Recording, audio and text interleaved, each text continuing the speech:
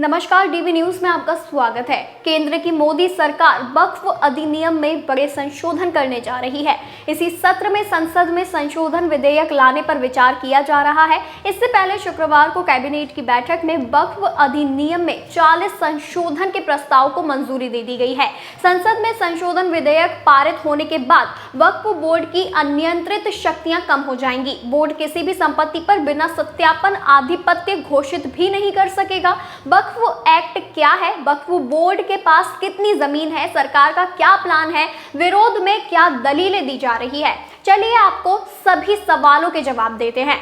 साल 2013 में यूपीए की सरकार में वक्फ बोर्ड की शक्तियों को बढ़ा दिया गया था। आम मुस्लिम, गरीब मुस्लिम महिलाएं, तलाकशुदा मुस्लिम महिलाओं के बच्चे, शिया और बोहरा जैसे समुदाय लंबे समय से कानून में बदलाव की मांग कर रहे थे। इन लोगों का कहना था कि वक्फ में आज आम मुसलमानों की जगह ही नहीं है, सिर्फ पावरफुल लोग हैं। रेवेन्यू पर सवाल है, कितना रेवेन्यू आता है इसका कोई आकलन नहीं करने देता। रेवेन्यू जब रिकॉर्ड पर आएगा तो वो मुस्लिमों के लिए ही इस्तेमाल होगा। देश में अभी 30 वक्फ बोर्ड है। सभी वक्फ संपत्तियों से हर साल 200 करोड़ का राजस्व प्राप्त होने का अनुमान है। पहला वक्फ अधिनियम 1954 में पारित किया गया था।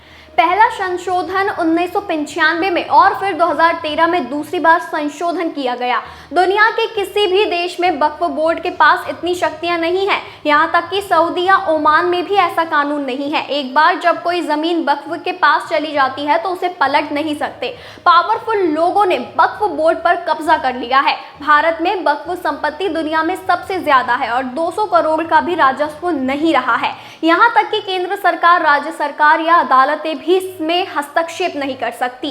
वक्फ बोर्ड पर नियंत्रण रखने वालों के अलावा अन्य लोग भी इस कानून के खिलाफ हैं। वहीं सच्चर कमेटी ने भी कहा है कि वक्फ बोर्ड में पारदर्शिता होनी चाहिए। वक्फ संपत्ति का उपयोग सिर्फ मुसलमान ही कर सकते हैं। शुक्रवार को कैबिनेट ने वक्फ अधिनियम में करीब 40 संशोधनों को मंजूरी दे दी है। मोदी सरकार कैबिनेट में वक्फ बोर्ड की किसी भी संपत्ति को वक्फ संपत्ति बनाने की शक्तियों पर अंकुश लगाना चाहती है। इन संशोधनों का उद्देश्य किसी भी संपत्ति को वक्फ संपत्ति के रूप में नामित करने के वक्फ बोर्ड के अधिकार को प्रतिबंधित करना है। वक्फ बोर्ड द्वारा संपत्तियों पर किए गए दावों का अनिवार्य रूप से सत्यापन किया जाएगा।